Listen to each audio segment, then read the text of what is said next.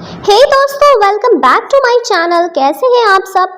तो आज बारी है हमारे क्लांट के एपिसोड 7 की, जहां टोमोया और नगीसा मिलते हैं एक लड़की से, यूकी ने, जो स्कूल की लाइब्रेरी में चुपचाप सबकी मदद करती है। और इस बार एक नया चैप्टर शुरू होता है, दोस्ती, रिश्ते और एक पुरानी कहानी के राज के साथ।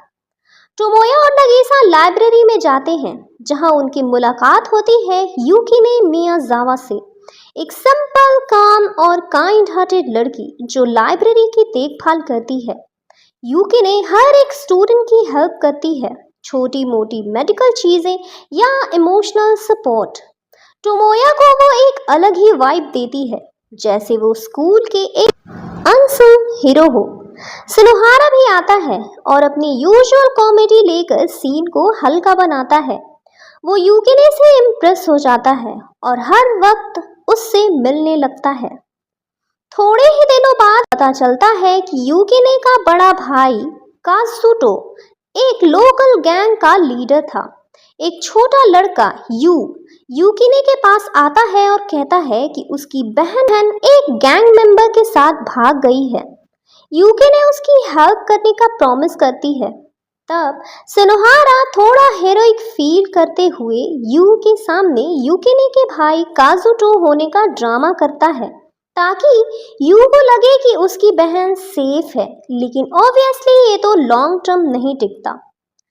यूकिने सबको लेकर एक बार में जाती है, जहां काजुटो के दोस्तों का अड्डा होता है। सबको लगता है कि काजुटो वहां मिलेगा, लेकिन तब पता चलता है कि काजुटो हॉस्पिटल में है, क्योंकि उसने एक एक्सीडेंट में अपने दोस्त की जान बचाई थी। ये सुनकर यूकिने थोड़ी इमोशनल हो जाती है, पर उसके चेहरे पर फिर भी एक साइलेंट स्ट्रेंथ दिखाई देती है। टोमोया नोटिस करता है कि यूकिने सिर्फ एक प्यारी लड़की नहीं, बल्कि इमोशनली स्ट्रॉन्ग भी है। वापस जाते वक्त कुछ राइवल गैंग के मेंबर्स सिनोहारा और काजुटो समझ बैठते हैं, क्योंकि वो उसका ड्रामा कर रहा था, और फाइट शुरू कर देते हैं। टोमोया भी इन्वॉल्व हो जाता है। दोनों की पिटाई होने ही वाली होती है कि तभी टोमोयो एंट्री मारती है। टोमोयो एक ही बार में सबको गिरा देती है। उसकी फाइटिंग स्टाइल देखने से लगता है जैसे उसकी अलग ही स्टोरी हो। सीन फनी भी है और इंटेंस भी।